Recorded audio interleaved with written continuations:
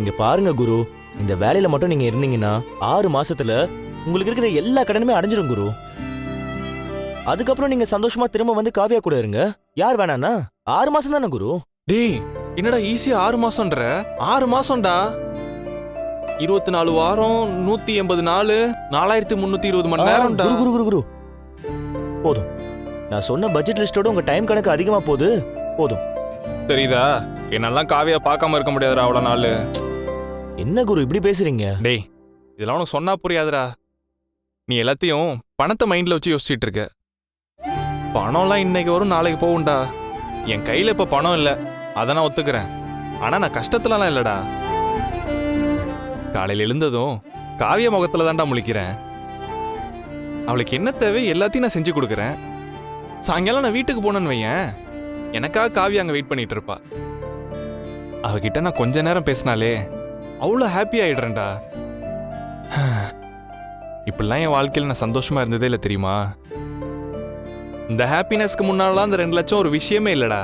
இவ்ளோ பேசுறீங்களே, இது நீங்க காவியா கிட்ட சொன்னீங்களா? டேய், எனக்கே பிடிக்கலன்றேன், காவியா கிட்ட சொன்னீங்களான்னு கேக்குற? குட்டி புலி, இந்த விஷயம் நமக்குள்ளே இருக்கட்டும். எந்த விஷயம்? என்னடா எந்த விஷயம்னு கேக்குற? இல்ல, நிறைய விஷயம் பேசணும். அதுல எதுன்னு சொன்னீங்கன்னா? இந்த 2 லட்சம் ரூபா ஆஃபர் பத்தி பேசணும்ல, அதை பத்தி உங்ககிட்ட சொன்னதே மறந்துரு. இதுக்கப்புறம் அதை பத்தி பேச வேணாம், புரியுதா? சரி குரு. குரு, ஒரே ஒரு ரிக்வெஸ்ட். என்னடா? அந்த ஜாப் ஆஃபர்ல தீபக்குக்கு பதிலா குட்டி புலின்னு போட்டீங்கன்னா? சரி குரு, நான் இருக்கிற வேலையை பாக்குறேன். அது குரு, ராணி வந்திருக்காங்க. ஏய் ராணி, வாங்க வாங்க, உள்ள வாங்க.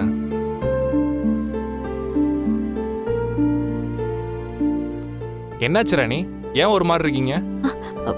ஒன்றும் இல்லை தீபக், அதெல்லாம் ஒன்றும் இல்லை. ராணி, மறுபடியும் காவியாக்கு எதுவும் பிரச்சனையா? இல்லை தீபக், அதெல்லாம் ஒன்றும் இல்லை. சரி ஓகே, முதல்ல உட்காருங்க, எதனால அப்புறம் பேசிக்கலாம். உட்காருங்க. உட்காரு. உட்காருங்க குரு.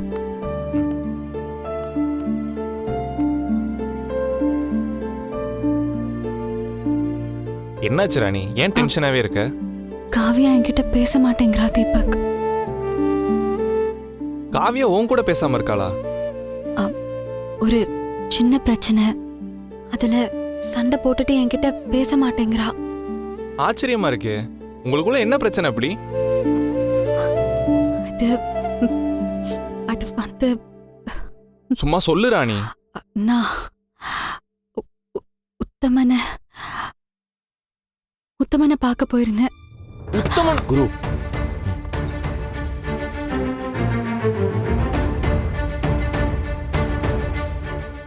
என்ன கேட்காம எப்படி போய் பேசலான்னு சண்டை போட்டுட்டு போயிட்டா தீபக். உனக்கு கொஞ்சமாச்சும் அறிவு இருக்கா ராணி? யாரை கேட்டு உத்தமனை போய் பார்த்துட்டு வந்த? காவியா போய் பேசுனதுக்கே நான் எப்படி கோவப்பட்டேன்னு உனக்கு தெரியும்ல. எனக்காக தான் உத்தமனே பார்க்க போகாம இருக்கா, அதுவும் உனக்கு தெரியும். இதெல்லாம் தெரிஞ்சுமே நீ போய் பேசியிருக்கீன்னா அப்புறம் உன் மேல கோவப்படாம என்ன பண்ண முடியும்? தீபக், நீங்களே புரிஞ்சுக்கலனா எப்படி?